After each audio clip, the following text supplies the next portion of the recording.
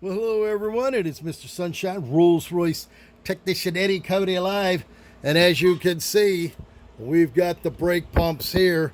I actually just took them out of the parts tank, got rid of a lot of the grime and the grease over the last 40-50 years out of them, and we're going to show you a little educational video here on the brake pumps. Whether you're working on SY or the SZ, RR363, or the mineral oil, other than a few minor differences in the plungers and the different size O-ring inside. Basically, everything else is, and the top screw nut that goes on the top. I was on another Rolls-Royce forum, mostly from the United Kingdom and Australia, and I posted a few pictures and some videos of what I do. I've done over 150 brake pumps, countless, over 200 accumulators and valves, and we get it down to a science and the way we do it here in the United States of America. Well, these are the brake pumps over the 40 or 50 years of the Silver Shadow era. They get corroded, they get water in them. You can see down in there, it's matter of fact, we'll put a little more light on the subject. You can see how corroded it is down there. And then when you talk about the pistons, the plungers, you can see how they were all corroded. This actually goes on here, and as you can see how bad they really look. The springs that are inside that hold the plunger, they're split in half. This happens quite often where they break due to age and stuff like that. Now, biggest problem last night, when you're taking a look at these, I like to glass bead the outer housing. Well, you get a big uproar. Oh, how can you do this? Why are you blasting? That's not right. You can't do it. You don't recommend this, you don't recommend that.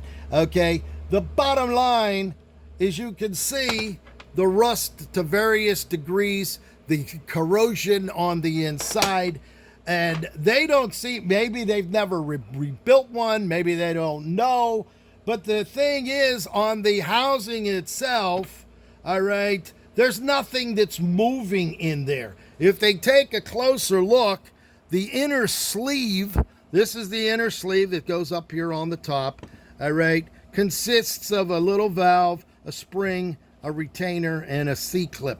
All right, that all fits in here, and that actually, when you take a look at this, you can see how bad it is up inside there.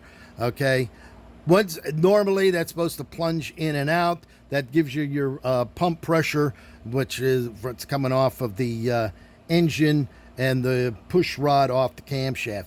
You then have your special steel washer here. That's a special washer, a wave washer, the ring that holds it all together.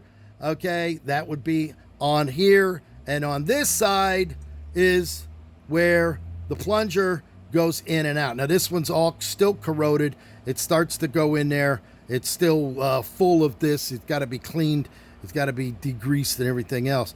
All right, and in between those is where the O-ring goes. All right, so in this, well, this is another one here that I have for another one.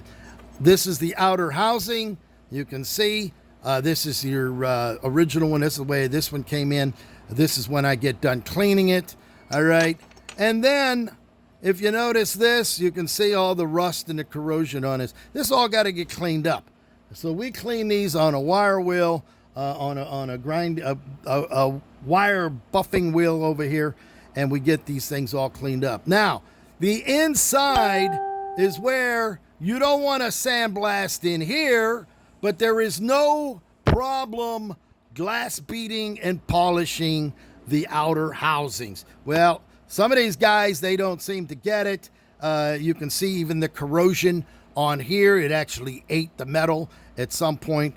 This is all going to have to get blasted, wire wheeled, I should say, to get this all to machine and work in harmony and unison. So I just wanted to do this quick little video. I've done over 150 of these pumps, so I know them pretty well inside out. one of the main things I like to use on these is a Dremel with various size wire wheels. Okay, when we're done with the glass beating on low pressure to get all of this dirt and corrosion and all of this out of there, you can see the inside. It's rusty in there as well. Well, when you take your Dremel tool, you stick it in there, and you go through each one. You go through here. You can give it a little pressure around there. And if you look inside, we cleaned it up just in that short period of time.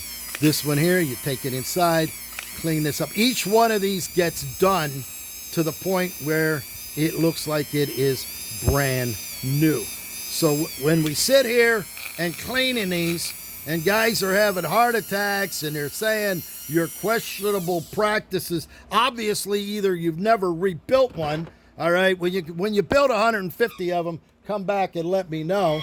As a matter of fact, I'm going to go ahead and just kind of clean this one a little bit.